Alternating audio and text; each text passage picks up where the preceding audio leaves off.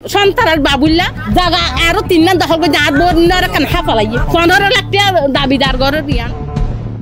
শহরের 7 নং ওয়ার্ড দক্ষিণ পাহাড়তলে ইসলামপুর এলাকার ক্রয়কৃত জমি জোরপূর্বক দখল করে চাঁদাবাজির অভিযোগ উঠেছে স্থানীয় বাসিন্দা ইসমাইলের ছেলে আবু কালাম প্রকাশ বাবুল গংয়ের বিরুদ্ধে। এরা এসে আমাদেরকে চাঁদাতে দাবি করতেছে 15 লাখ টাকা দিতে হবে, নাহলে এখানে কোনো স্থাপনা হয়তো দিবে না।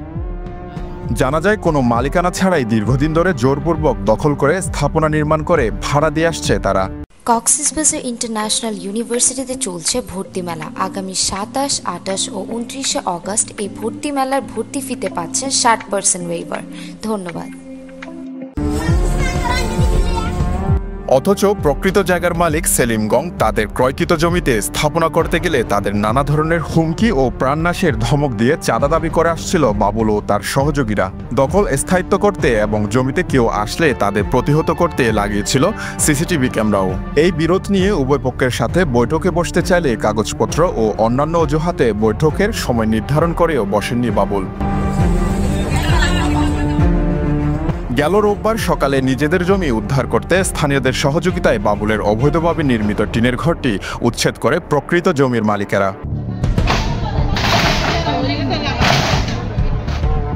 জমির মালিকরা জানান, জমিটি কাগজপত্র সব থাকা সত্ত্বেও রাজনৈতিক প্রভাব খাটিয়ে অস্ত্র ও পেশিশক্তি দেখিয়ে দখল করে রেখেছিল বাবুল ও তার সহযোগীরা। কোনো স্থাপনা করতে চাইলে স্থানীয় চিহ্নিত সন্ত্রাসীদের দ্বারা চাঁদা দাবি করে আসছেন বাবুল। চাঁদা না দিতে পারলে প্রতিনিয়ত হয়রানি ও প্রাণনাশের হুমকি ধমকি দিচ্ছে।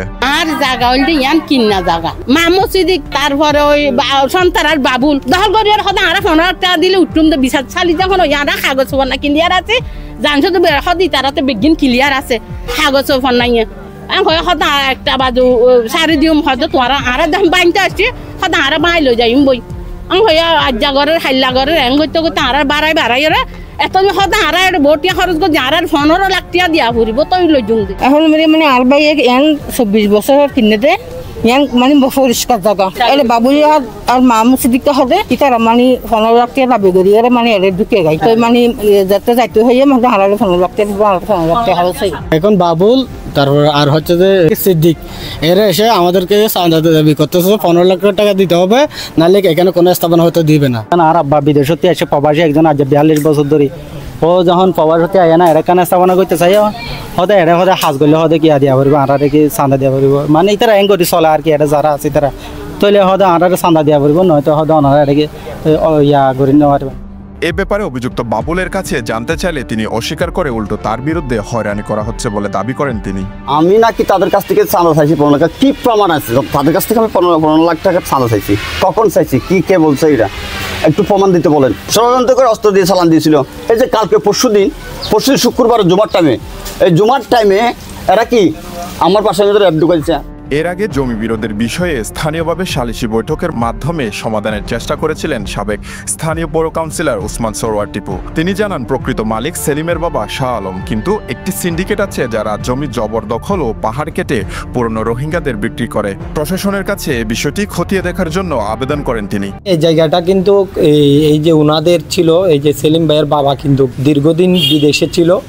উনি 1996 সালে মনে হয় জায়গাটা উনি নিয়েছেন। আমাদের একটা কথা হয়েছিল গড়টা ভেঙে দেওয়ার কথা ছিল, কিন্তু কি কারণে জানি না গড়টা আর ভাঙা হয় নাই। এই 7 নম্বর ওয়ার্ডে আসলে বড় একটা সিন্ডিকেট রয়েছে, তারা বিভিন্ন পাহাড়গুলা দখল করে তারা বিক্রি করে কাটার পরে ওই বর্মায়া রোহিঙ্গা শ্রমিক দিয়ে রাতে এগুলা কাটে এবং এই পাহাড়গুলো আবার বিক্রি করে কিন্তু রোহিঙ্গাদেরকে তারা আবার ওইখানে কিছুদিন থেকে আবার তারা বুটার হয়ে যাচ্ছে।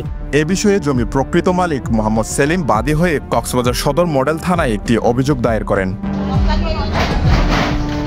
News desk, Penowa.